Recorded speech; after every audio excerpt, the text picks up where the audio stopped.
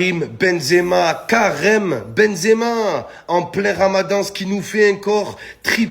Salut tout le monde, c'est Actu YTB2. On va regarder une story de Mohamed Eni à propos du hat-trick de KB9 en plein Ramadan, en plein polémique FFF qui veut pas interrompre les matchs pour le jeûne, tout ça, 2 minutes. Et après, je vous dirai mon avis. N'hésitez pas à mettre un pouce bleu et à vous abonner. Donc là, il a screené. T'es pas content, triplé. Il a mangé 3 dattes et un verre de lait et il a mis un triplé. Mais c'est hallucinant. Bravo à KB9. Et tout ça en plein ramadan. Dieu est grand, Valbuena est petit. Karim Benzema, en plein Ramadan, ce qui nous fait encore tripler en 7 minutes. Karim Benzema, il a raté la moitié de la saison. Il a plus de buts que Messi, plus de buts que Neymar, plus de buts que Giroud, autant de buts en championnat que Rashford, presque autant de buts que Lewandowski et Mbappé en championnat. C'est incroyable. Il a raté la moitié de la saison, les gars. Sans les pépins physiques, Karim Benzema serait favori au Ballon d'Or. Il faut le dire, les gars. Avec la Coupe du Monde, Benzema serait le prochain Ballon d'Or. C'est un truc de malade. Vous avez voulu le rabaisser, le calomnier, le mettre de côté. Vous avez créé un monstre. Le seul monstre qui a été créé pendant cette Coupe du Monde, c'est pas Mbappé, c'est Benzema. Tout ce qui ne tue pas rend plus fort. Tout ce qui ne tue pas rend plus fort. Pour le fort, il a bouffé des joueurs encore, les gars. Allez voir, les gars, les mêmes médias français qui voulaient plus de Karim Benzema en équipe de France, dès demain, ils vont faire un sondage. Karim Benzema doit-il revenir en équipe de France? C'est toujours pareil. Benzema, il n'est pas en équipe de France. Ils font tout pour qu'il revienne. Quand il revient en équipe de France, ils lui font la misère. Et quand il s'en va, Benzema doit-il revenir? Et cassez-vous. Il reviendra plus. Regardez ce que vous faites de lui en équipe de France. Regardez son niveau au Real Madrid. Regardez. C'est pas un hasard. Au Real Madrid, la différence avec l'équipe de France, c'est que Karim Benzema se sent respecté. Et ça change tout pour un joueur. La confiance du coach, la confiance des coéquipiers, la confiance des supporters. Ça, il n'a pas en équipe de France. Il y a des joueurs qui partent dans son dos en équipe de France, qui disent que l'équipe elle est mieux sans lui. Vous croyez que c'est normal, les gars? Et vous dites que c'est lui le problème? La vie de ma mère, les gars, c'est pas normal. Le meilleur joueur du monde. Donc voilà, c'était la story de Mohamed Eni et incroyable concernant KB9. Concernant le PSG, ils ont perdu à Lyon carrément. Finesse, si Marseille avait gagné contre Montpellier, là, il serait plus qu'à 4 points. Voilà, mais bon, avec des si, on aurait coupé Paris en deux. Donc l'OM et Lens qui sont à 6 points du PSG. Je pense que ça fait longtemps. Voilà, le PSG qui n'a toujours pas digéré son élimination en huitième de finale. Parce que c'était cette année où je pense pas que Messi va faire plusieurs saisons. Peut-être qu'il en fera encore une de plus au PSG, mais voilà, Messi, il n'est pas en début de carrière, quoi. Il a 36 ans maintenant. Donc je pense qu'ils n'ont toujours pas digéré. Donc il n'avait pas faux dans son analyse.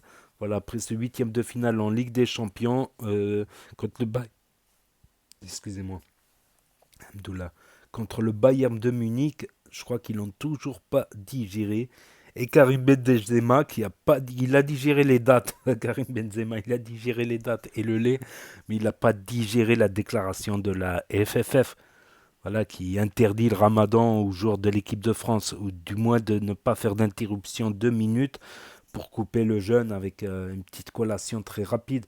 Ce qui se fait en Angleterre, ce qui se fait dans d'autres pays. Voilà, donc là, ce qu'il a fait, c'est qu'en plein ramadan, il a marqué 3 buts. Et aussi, le ramadan dernier, il a fait un des plus gros mois de sa carrière, en gagnant la Ligue des Champions, en marquant un nombre de buts record. D'ailleurs, quand on regarde le classement des buteurs de la Ligue des Champions de tous les temps, bon, on a Cristiano Ronaldo en premier, en deuxième, on a Lionel Messi. Bon, c'est des extraterrestres les deux. Mais après, il y a Lewandowski et Karim Benzema, quatrième, avec 89 buts en Ligue des Champions. Et il est à 2 buts de Robert Lewandowski. Il est à 2 buts. Il suffit qu'il fasse un triplé pour qu'il dépasse. Bon, après, Après, Lewandowski est un peu plus jeune, mais ça veut rien dire. Ça veut rien dire, ça. Non, mais quand même, même s'il reste quatrième meilleur buteur de la Ligue des Champions devant Raoul, bah, Raoul ça fait longtemps qu'il a pris sa retraite, Rudy Van Nistelrooy, donc lui aussi ça fait longtemps, Shevchenko, Müller, Thierry Henry qui a arrêté le foot en 2012. Bref, il n'y a personne qui est prêt de détrôner. Donc c'est un truc incroyable. Ballon d'or. Comment ça, tu as le ballon d'or et tu le fais pas jouer en équipe de France? Moi, je comprends plus rien. C'est voilà, ça montre à beaucoup de joueurs qui ont la double nationalité. Voilà, ça les encourage à choisir leur équipe nationale. On va savoir s'il était en équipe d'Algérie. Je ne veux pas nourrir de regrets pour les Algériens, mais s'il était en équipe d'Algérie, peut-être qu'ils auraient gagné la Coupe du Monde. Avec, c'est incroyable. Même à l'époque, avec Samir Nasri, qui je trouve était un des meilleurs meneurs de jeu du monde, meneur de jeu excentré ou axial, très technique, avec une lucidité, une orientation, un des meilleurs passeurs de but et buteurs.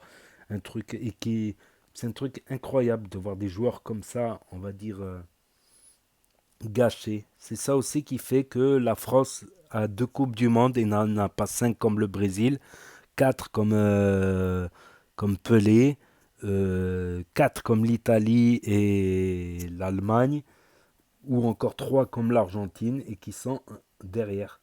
Parce que des fois, ça tient à rien. Imagine-toi, ils auraient gagné en 2022. Imagine-toi, Benzema serait en finale et qu'ils auraient gagné.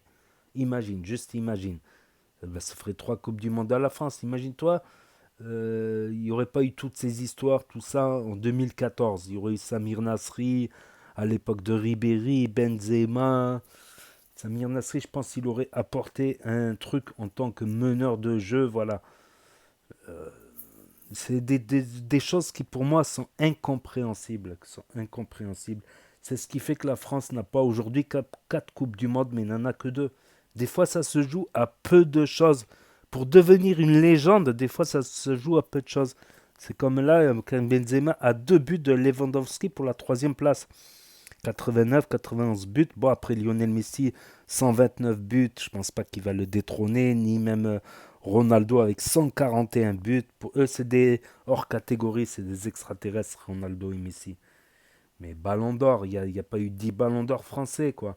Dans le football moderne, je parle. Je parle pas de Iricopa, tout ça. Il y a eu Platini, ensuite Jean-Pierre Papin, Zidane et Benzema.